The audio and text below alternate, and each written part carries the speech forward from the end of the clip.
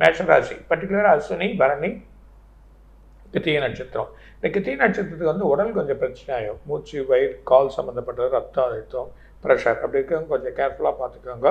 காப் சம்மந்தப்பட்ட வியாதிகள் சின்ன சின்ன ப்ராப்ளங்கள் வரும். அதே நேரத்தில் நல்ல இடத்துல சில கிரகங்கள் அமைஞ்சு இருக்கிறதுனால கண்டிப்பாக திருமண பொருத்தங்கள் நல்லபடியாக அமையும். வழிகள், வாழ்க்கைக்கு செயல்கள் எல்லாமே அவங்களுக்கு கிடைக்க ஆரம்பிச்சிடும். அது இல்லாமல் இவங்க வந்து வெளியூர் பயணம் பண்ணுறது அதுக்கான வழிகள் பண்ணலாம். புது வேலைகள் அமையறதுக்கான வாய்ப்பு, புது இடத்துக்கு போகிறதுக்கான வாய்ப்புகள் கண்டிப்பாக இடம் வாங்க சம்மந்தப்பட்ட வழிகள் வந்து ஏற்படும். ஆனால் செலவுகள் எக்கச்சக்கமாக இருக்கும். தேவையில்லாத செலவுகள், தேவையில்லாத பண விரயங்கள், அது இல்லாமல் அவங்களுக்கு வர வேண்டிய பணங்கள் கையில் கிடைக்காது. அது இல்லாமல் பிள்ளைகளுக்கு சின்ன சின்ன ரோகங்கள் அதுக்கான வழிகள் வந்து செலவாகும். அது இல்லாமல் கணவன் மனைவிக்குள்ளே ஒரு ஒற்றுமை இருக்காது. ஒரு சின்ன பூசல் பேச்சு எல்லாமே இருக்கும்.